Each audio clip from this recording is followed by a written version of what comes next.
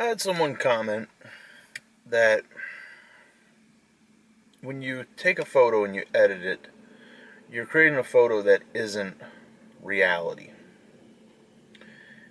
And I guess when you start to understand cameras and photography and everything, you start to realize that, you know, even without processing a photo, if you take two cameras side by side, take the same photo, they're going to give you two different photos. Whenever the camera spits out a JPEG, it's applying some level of its style. Whether it be Canon, Nikon, Sony, Fuji, Pentax, Ricoh, any of those brands, there's going to be subtle variations in the photo. And obviously, if you take a photograph and you, you do a whole bunch of Photoshop and change it and make it, completely different, add a moon in where there wasn't one, add more stars, composite an image together, you know, I can see that being, you know, but I don't think if you're just, going through and processing, a raw file, exporting a JPEG from that, I don't see that as, you know, creating a false reality. The all you're doing is taking what reality is of what was there and retouching it. Making, bringing up the shadows, adjusting the tones, getting the white balance correct, or going creative and putting the white balance as, well, maybe if you're doing that, you know, when you start to think about it though, photography is an art form. And if you have an art form, you have an artist. And an artist has, creative control over their medium.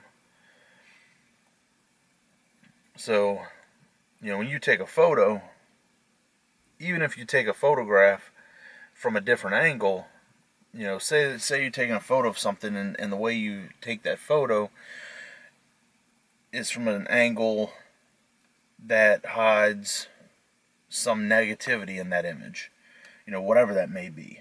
Or you take an image that focuses in that negativity, depending on what, like I said, depending on what your style is. You may have a beautiful city, but you focus on the crap of that city. Or you may have a crap city and you focus on finding the beautiful in that city.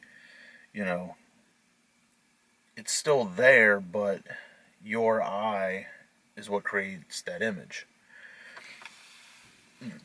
Your vision, I guess, is what's creating that image.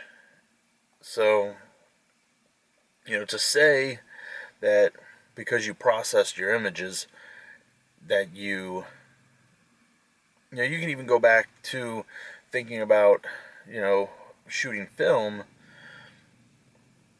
When you bring it to the lab, they're not just going to process that image. If you brought it, maybe you went to like the quick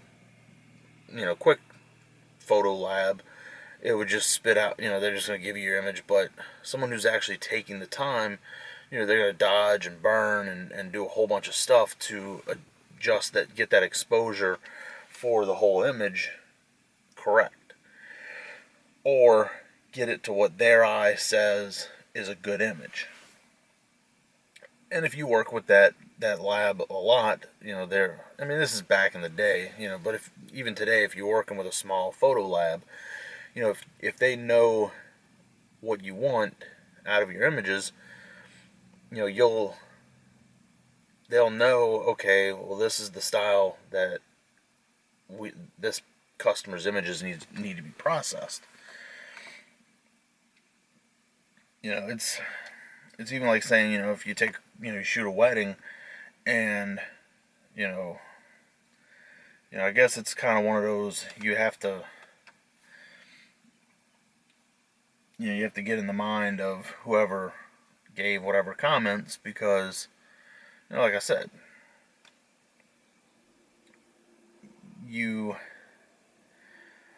know, an image, is a reflection on the artist and the creator, and like I said, you know, tweaking that image to some might seem like, oh, you're creating a false reality, but you can look at the same thing of, like I said in the beginning. If you take two cameras, they're gonna both process that image a little bit differently, and it's not saying that either one is creating a false reality. It's just there's a slight variation in the processing of those cameras. So, anyway, that's all for today. Have a good one.